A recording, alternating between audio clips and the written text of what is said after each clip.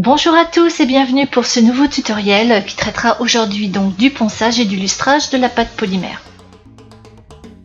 Pour réaliser ce ponçage, j'utilise du papier à poncer à l'eau que l'on trouve habituellement chez les carrossiers, mais pour les avoir testés, je ne les trouve pas très bien puisqu'ils s'abîment très vite.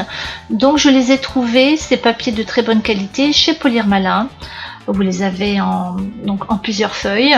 Sinon, Créomax vous les propose également en mini pack, ce qui vous permet de tester la méthode du ponçage et voir si vraiment ça vous plaît. Et dans ces cas-là, vous pourrez investir pour réaliser le ponçage. Alors, en ce qui concerne le lustrage, si vous avez l'appareil Dremel, vous pouvez utiliser des embouts de flanelle ou tout simplement des ronds découpés dans du jean et assemblés sur un axe qui est livré avec la Dremel.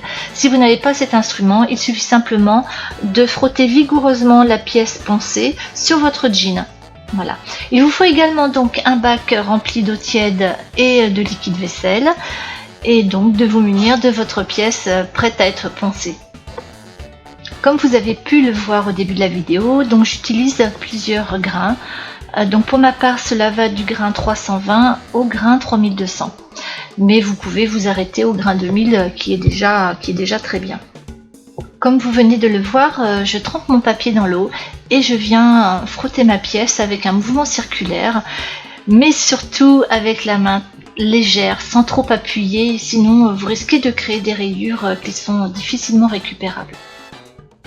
Alors sur les côtés avec des mouvements de va-et-vient, puisque sur la tranche les mouvements circulaires sont un peu difficiles, mais voilà, sur le dessus des petits mouvements légers et surtout s'armer de patience puisque je me suis chronométrée, parce que je ne savais pas vraiment le temps que je passais à poncer et ça fait à peu près en moyenne 2 minutes par grain, voilà en moyenne. Bon, je pense que les professionnels comme Jo Patouille par exemple doivent y passer beaucoup plus de temps au vu du résultat absolument parfait de ces pièces. C'est juste magnifique, c'est parfait. Alors également, si vous appuyez un peu trop fort et que vous restez trop souvent au même endroit, vous allez enlever de la polymère et vous allez vous retrouver avec des petites dépressions, enfin voilà, des petits creux disgracieux, et c'est vraiment pas le but recherché du tout.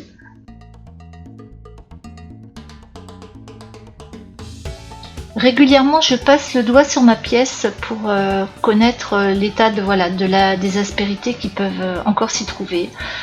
Si cela me semble correct, ensuite j'essuie. Pour voir une fois sec, on voit mieux la pâte polymère, si elle a besoin d'un passage encore à ce grain-là ou si je peux aller au grain supérieur. Donc là, je vois clairement qu'il y a encore besoin d'un petit passage au 320.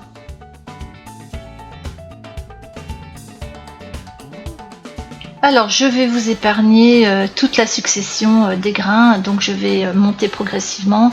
Ensuite, donc après le 320, le 400, le 600, le 800, le 1000, le 1200, le 1500 et le 2000 où je vais vous retrouver dans quelques instants.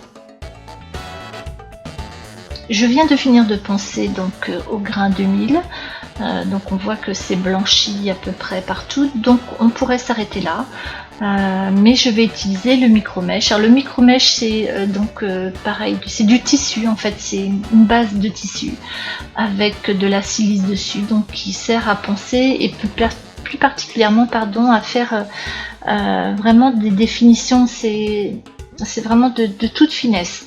Voilà, et ça permet après lors du polissage de donner un brillant sans égal.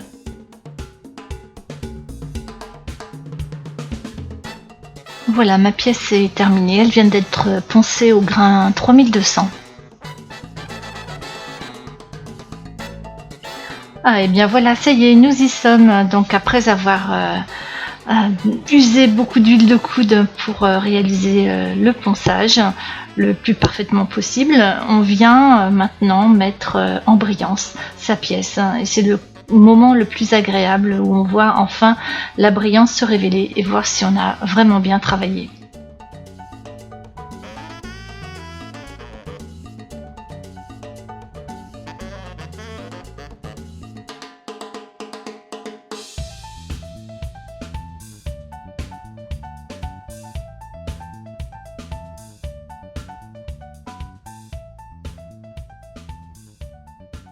Voilà, on commence à voir apparaître la brillance du polissage.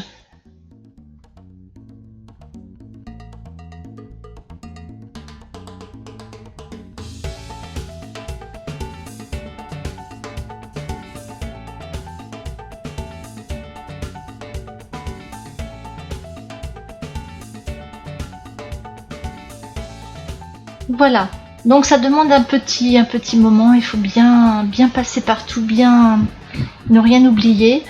Et voilà, donc j'ai eu un petit souci avec ma pièce, je n'avais pas vu au départ qu'il y avait un petit trou, mais que malgré tous les ponçages du monde, je n'aurais pas réussi à rattraper. Alors j'ai fait un essai également sur, je n'avais encore jamais poncé de Mica Shift, j'ai voulu voir ce que cela donne et finalement ça marche très très bien. Donc là je vous fais un essai la moitié avec le disque de flanelle. Tout simplement pour vous montrer la différence avec les disques de jean.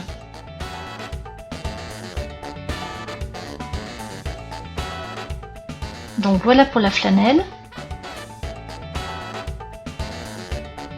Et je change l'embout pour pouvoir mettre l'embout contenant les disques de jean.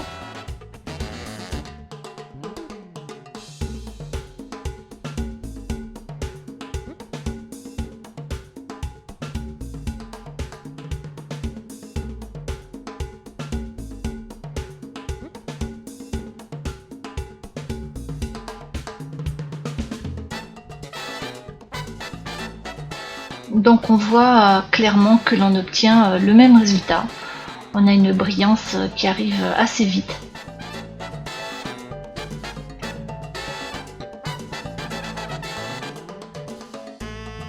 Voilà, donc j'ai écourté la séance de polissage, mais voyez le résultat, c'est nickel.